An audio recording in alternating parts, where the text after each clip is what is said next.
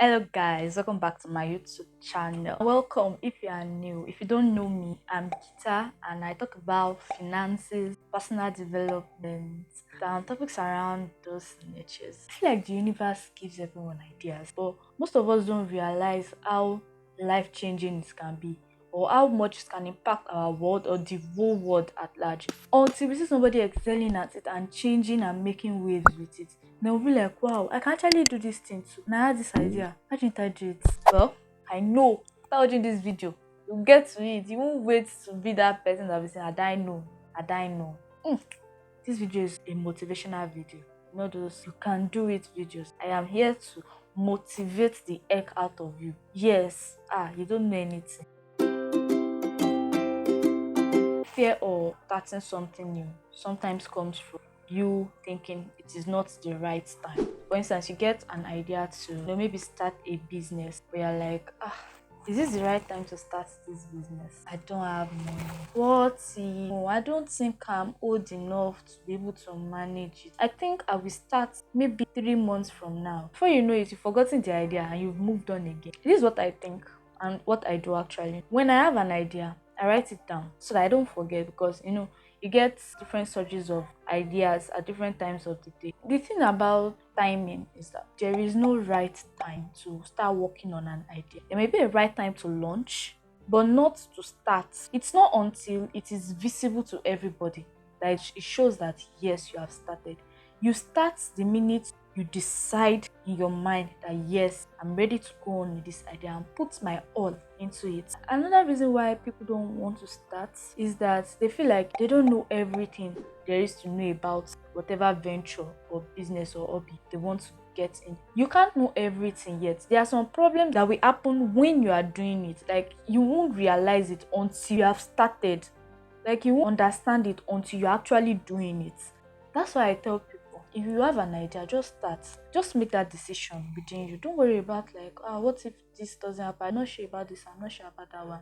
Yes, there's a place of research. You have to research, but you need to make sure that you don't get carried away during the research process. Even when you are still doing the research, you've already started working on the idea like that. You may not know, like maybe because most people don't consider that as starting. Once you start researching, asking people, okay, what do you think about this venture? Do you know anyone that is doing this? You start getting a clearer view, a brighter picture of what exactly you are about to like start. Another thing I would say is when you want to start something, make sure that you are talking to people that have some kind of knowledge about it. Don't just talk to any random person. Talk to people within that niche so they don't end up talking you out of this your idea. And when you are starting, you may not have everything you need, but you can make a list of all of the things you need and the things you have at the moment. Start with what you have. Even if you don't have a lot of money, start small. Start from where you are. You can gain knowledge, you gain experience, and as you grow, as you get better, all of those things you've learned, when you were starting with the little that you had, they are going to come in play. But if you keep waiting for something big, for you to have a lot of money, or for you to understand everything, you may never start. More important than taking action is knowing what actions to take and how much actions will bring in the desired results. It's possible to start something new. I feel like you don't even know what exactly you are doing. And at that point, people quit. Like maybe you started researching, you don't even know what direction you're supposed to be researching. You don't even get what exactly you're doing, but you have this idea. So that's why I've made a list of things that I usually do when I want to start something new. It just helps me, get my thoughts together, organize my thoughts. It makes it easier for me to work on the idea or just make it work. The first thing I do is I turn the idea into a goal. If I'm starting anything new, like let's say, okay, the way I started YouTube now, the first thing I did was I turned my idea into a goal. Instead of thinking of it as, what if I start a YouTube channel? I was thinking of it as, I'm going to start and grow my YouTube channel to so number of subscribers. You still thinking of it as, what if? That's like an idea, like, what if we do it like this? An idea. I am going to do this, a goal. So it kind of shifts your perspective and now you can see yourself actually doing it. So the next thing I do is I ask myself, what do I need to achieve this goal? So as at that time, that was like December when I started my YouTube channel, I was like, what do I need to start? I watched a couple of videos and I realized that I will need a the camera. I'm actually using my phone. I'll need light. I got myself a ring light. I'll need stands and a microphone. Like those are the basics and a nice background. But when I started, I mean, my background wasn't that nice. I felt like that's something I can improve on as I grew. The most important was light, camera, and microphones. Understanding how to edit, blah blah blah blah blah, the basics. And I watched a lot of videos to kind of understand what exactly I needed to do to start the channel. So how much effort does it require to achieve this goal? Talking about this effort as we move on, but that was a question that I didn't really have answers to until I had gotten deep into YouTube and stuff. How long will it reasonably take to achieve this goal? So yeah, like I said, it's no longer an idea now, it's a goal. How long will it take to achieve that vision? How long? Is it going to take 3 months? Reasonably. Don't put yourself under any unnecessary pressure. If you want to make like 100,000 naira in sales, whatever, how long will it take you to reasonably achieve this? So that way, you can ask people these questions, like ask people who are already doing it or who are in similar niches. How long did it take you to do this? How long did it?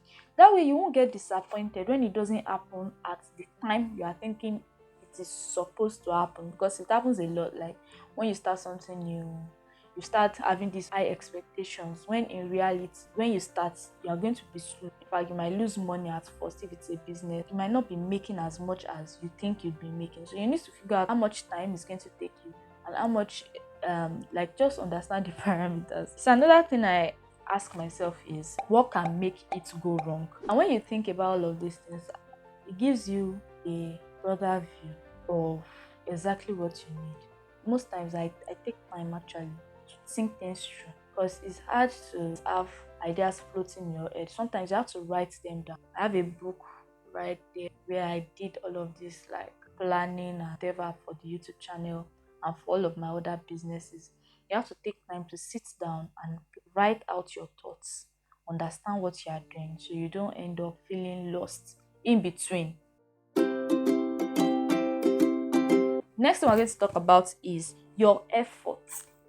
I've recently started reading the book 10x Rule. This book.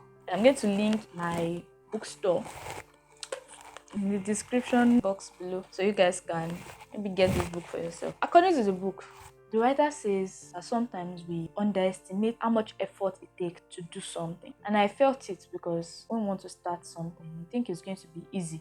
So we underestimate how much effort it's going to take to actually pull through. And when we start, we realize that, this thing is harder than I thought. And then we're like, how am I going to do it?